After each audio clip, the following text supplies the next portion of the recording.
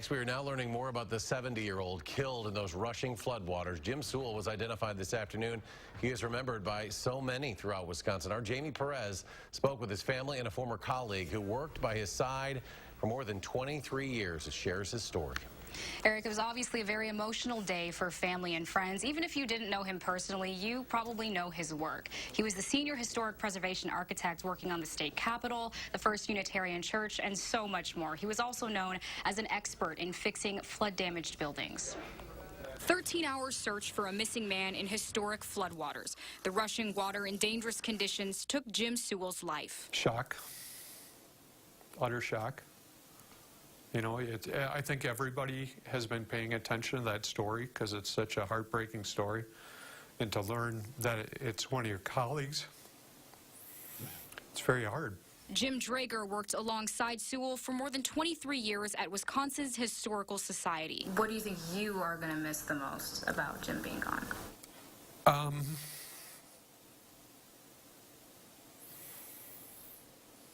Him, you know, just miss him. He's a great man. A great man who his daughters loved more than anything. I don't know why he got taken so soon. Everything he did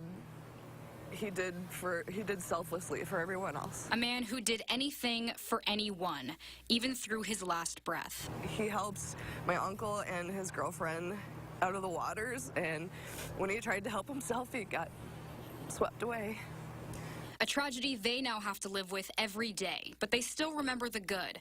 They say that's what he would have wanted. His jokes, and even though they were dumb, it was still... We're celebrating the dumb jokes. A jokester and always smiling, even when they saw him at the funeral home this morning. It's nice just to see him.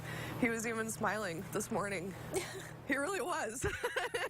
I don't think he could help it. It's no secret he was a very loved and very influential man, someone who will be remembered for his contributions and character. He has such a fan base, and he was such a big personality, and I think that's part of the reason that it's such a. And I think it broke off into both of us.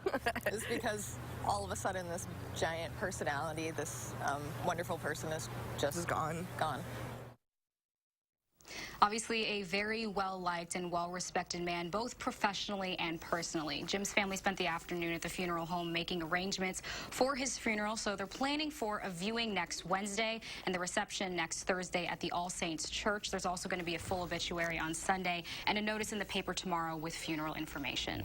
No doubt the biggest loss in all of this, a huge loss for our community. Jamie Perez in our news center. Jamie, thank you.